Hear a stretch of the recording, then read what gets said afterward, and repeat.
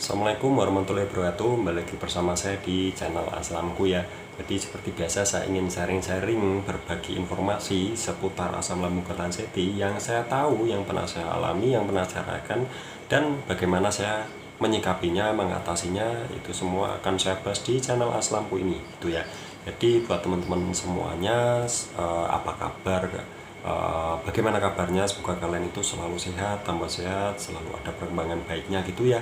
Jadi di sini saya sering buat video tentang makanan, tentang ya bahas-bahas gini, sharing-sharing atau video yang lainnya, aktivitas ya. Bisa kalian simak ya, silahkan. Dan itu tujuan saya untuk memotivasi kalian semuanya, agar kalian yang awam-awam, yang belum tahu apa itu asam lambung Kertanseti itu bisa tahu, oh jadi gini tuh asam lambung Kertanseti gitu ya. Jadi biar kalian itu tahu, karena saya juga pernah ngerasain parahnya asam lambung ini, sangat tersiksa sekali ya. Jadi saya ingin baca komen ya, seperti biasa baca komen, dan ini menarik sekali karena banyak sekali ya ngetiknya ya, dan ini harus saya bahas, dan saya sebut inisialnya itu MH gitu ya. Jadi langsung saja. Masya Allah, terima kasih banyak Mas Tommy gitu ya, sudah merespon komentar saya sampai dibikin channel YouTube, maksudnya dibikinkan videonya. Alhamdulillah video-videonya sangat membantu Mas ketika saya lagi kumat. Alhamdulillah ya, alhamdulillah, itu harapan saya gitu ya.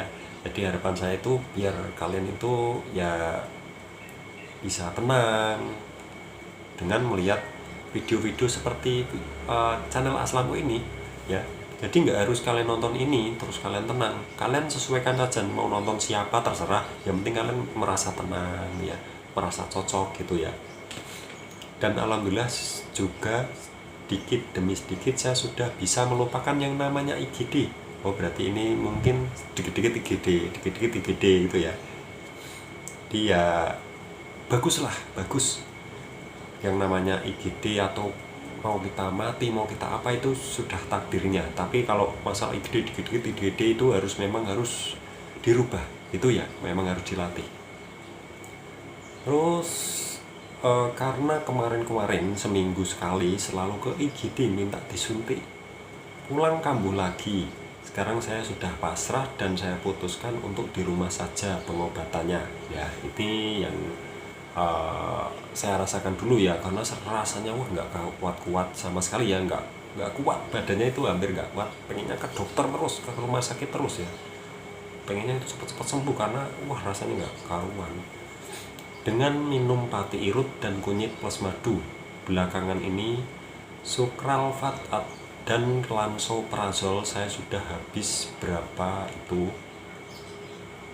Dia ketawa dan tetap aja tidak ada perubahan. Dan ini sebenarnya bukan obatnya yang jelek ya.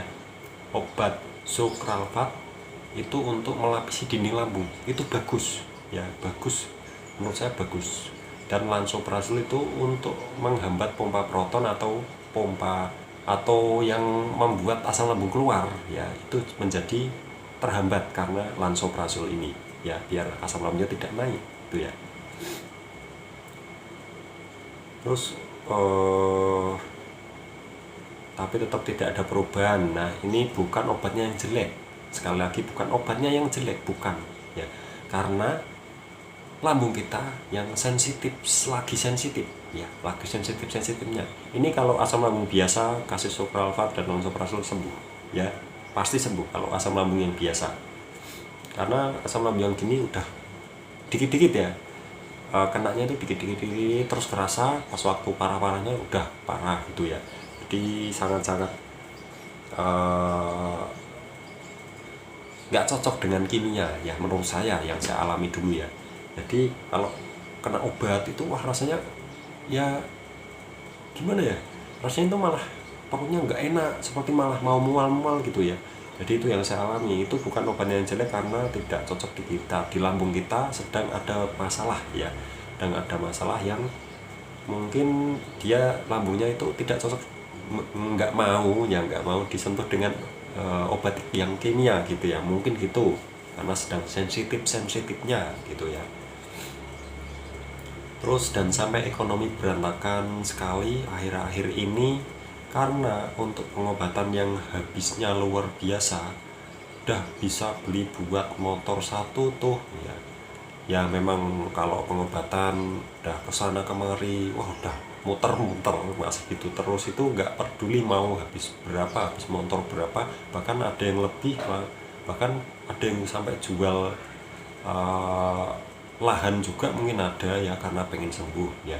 Kalau menurut saya mau jual mau cari obat kemanapun, lebih baik saran saya ya untuk mulai sekarang itu udah pasrah saja di rumah, tenangkan diri ya, tenangkan diri kalian, tenang, pahami 3 pola hidup sehat dan pantangan-pantangannya, udah lakuin pengobatan dengan obat herbal atau obat dokter yang sekiranya kalian cocok dengan obat-obat itu gitu ya.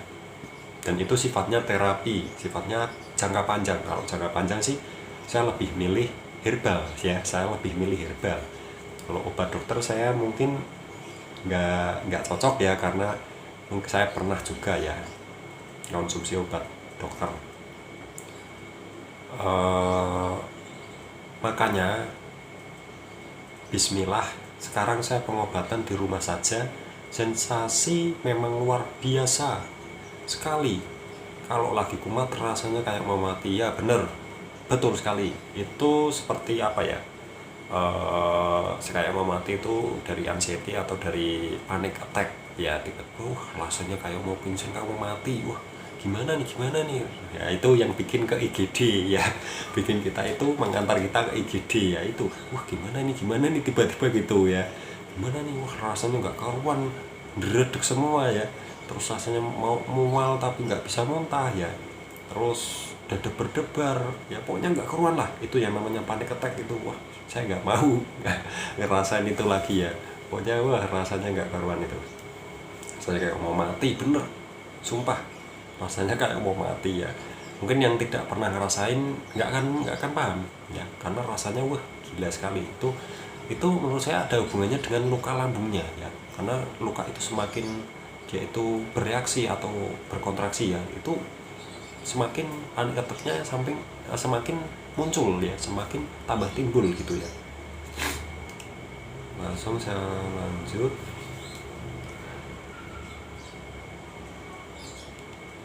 lanjut ya. Tapi sekarang saya lawan untuk tetap aktivitas seperti biasa, nyuci, beres-beres, dan lain-lain. Nah, itu bagus sekali. Tapi jangan terlalu dipaksakan, ya itu yang nggak bagus. Yang bagus itu aktivitas, kalau merasa capek, istirahat dulu, rebahan dulu, duduk dulu gitu ya. Tidak usah kalian harus dipaksa kuat segini, kuat segitu, itu salah menurut saya. Sekuatnya dulu gitu ya. Karena itu juga termasuk olahraga ya, untuk melatih tubuh kita juga. Saya dulu juga gitu ya, untuk nyuci dulu ya, dikit-dikit. Terus selanjutnya ya, maaf ya saya agak flu, agak bersin ya. Untuk makan saya beberapa minggu ini lagi nasi saya blender mas, wah bagus. Nasi di blender atau nasi diulek itu bagus sebenarnya ya, bikin kenyang tapi di pencernaan aman. Nah ini ya, kalau saya sih untuk setiap hari blender atau ngulek, wah saya nggak bisa, maksudnya nggak sabar gitu ya, pengennya sih ada yang nguletin gitu ya. Kalau istri saya ya kasihan ya nguletin setiap hari ya, saya urus saya sendiri lah ya.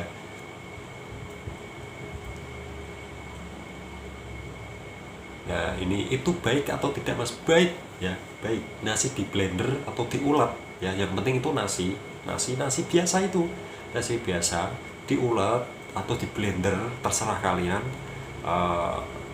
Kalau diulek itu seperti apa ya, seperti lem ya. Kalau di blender nggak tahu ya saya seperti apa ya, tapi terserah kalian, yang penting dihalusin itu ya, intinya dihalusin itu bagus untuk meringankan pencernaan kita ya. Untuk kerjanya itu biar bisa ringan, tapi uh, vitaminnya tetap terjaga gitu ya.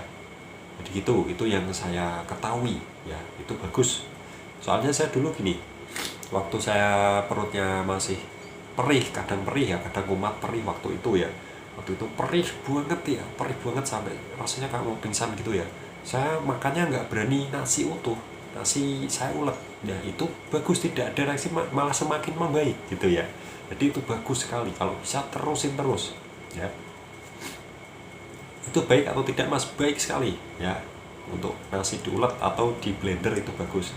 Atau malah terlalu lemas teksturnya, itu menurut saya nggak apa-apa sih, yang penting kalian doyan aja makannya ya. Kalau di blender itu kan agak-agak cicik gimana ya, tapi nggak apa-apa, itu bagus untuk pencernaan kita, untuk meringankan pencernaan kita. Karena saya merasa lebih lemas mas, sebadannya merasa lebih lemas, mungkin karena kurang minum yang manis mungkin bisa jadi ya. Jadi kadar gulanya kurang, itu juga bisa jadi ya.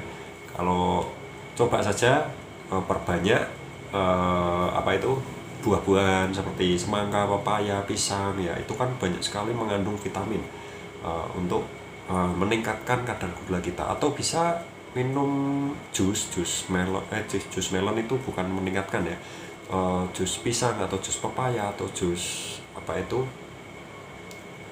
yang manis-manis, pokoknya dibuat jus, yang penting buahnya buah aman ya. Di selanjutnya untuk lauk, yang ini ya, yang untuk lemas ini, saya merasa lebih lemas mas, badannya ya. Itu bisa minum apa itu, air hangat dikasih gula 1 sendok gula pasir ya, gula pasir atau gula aren juga nggak apa-apa ya. Yang penting ada manisnya untuk meningkatkan kadar gula darah kita. Coba saja, kalau nggak ya, kalau nggak dicoba gimana mau tahu gitu ya. Coba saja dulu ya. Jadi saya bukan dokter, saya juga bukan menggurui teman kita yang satu ini, bukan. Kalian salah, ini cuma sharing aja ya, sharing saja ke saya ingin menanggapi sesuai yang saya tahu. Mungkin ada kesalahan-kesalahan, silahkan dikoreksi itu ya. Untuk lauk saya rebus semua mas ya, bagus, nikmat banget pokoknya sensasi ini. Saya kenal lambung anxiety dari 2018, tapi yang benar-benar kumat lagi nyerang di seputar ulu hati baru pernah ini 2 bulan ya, baru 2 bulan berarti ya. Makannya panik, saya kumat lagi. Nah, ini ya, kalau memang lambung atau ulu hati perih atau itu, paniknya pasti ada ya, kumat lagi ya. Jadi itu semuanya wajar, itu nggak apa-apa, yang penting makannya di hati-hati itu ya. Makan hati-hati, 3 pola hidup sehat diperbaiki. Pola hidup sehatnya jangan ngerokok, jangan ngopi ya, terus jangan makan pedas, asam, bersantan, buah-buahan yang nggak boleh, nggak direkomendasikan untuk penderita asam lambung itu jangan dimakan ya, jangan double ya. Kalau double ya terserah kalian gitu ya. Saya cuma memberitahu kalian ya yang saya tahu, yang pernah saya alami gitu ya. Terus ini bawahnya, sehat selalu mas Tom ya. Ya makasih sudah mendoakan saya semuanya saya doakan, semoga lekas sehat ya, lekas bisa beraktivitas kembali. Saya juga ya selalu sehat gitu ya. Semoga selalu bisa menjadi penyemangat, inspirasi untuk kami yang masih berjuang melawan GERD, anxiety, dan psikosomatis ya. Untuk teman-teman ya, saya itu gimana ya, saya suka ya kalau ada yang komen terus kita bisa sharing, itu senang sebenarnya. Tapi kalau misal ada yang saya balesnya lama di komen atau di WA, itu saya nggak mungkin bales sih banyak sekali orang ya. Saya sebenarnya suka, tapi kalau banyak sekali saya nggak sanggup, karena saya nggak mungkin megang HP terus gitu ya. Jadi maaf buat yang mungkin saya balesnya lama atau malah bahkan saya lupa bales ya, karena saking banyaknya teman kita yang pengen sharing ya. Saya juga pengen sharing ke kalian ya, apa yang pernah saya alami, apa yang pernah saya rasakan, itu saya pengen ceritakan semuanya ya. Makanya saya buat di video channel Aslam Lampu ini agar semuanya penderita asam lambung, anxiety yang masih awam, yang masih baru-baru itu bisa tahu gitu ya. Kita belajar bareng gitu ya, bukan saya menggurui kalian untuk gitu ya. Jadi gitu saja, terima kasih buat inisial MH gitu ya, MH, terima kasih sudah komen ya, dan terima kasih sudah boleh ya, saya sebenarnya bukan boleh sih, saya nggak izin, saya cuma ada yang menarik saya bahas gitu ya. Terima kasih, saya bahas ya di video ini, dan silahkan kalau yang ingin komen, yang ingin saya bahas, saya ulas ya, silahkan kalian komen di bawah ya, komen yang menarik semua dicurahkan, semuanya saya akan bahas gitu ya, dengan sesuai yang saya tahu, yang pernah saya alami gitu ya. Terima kasih. Jadi gitu saja, jangan lupa subscribe di bawah untuk mendukung channel ini. Terima kasih bagi yang sudah subscribe ya. Terima kasih. Wassalamualaikum warahmatullahi wabarakatuh.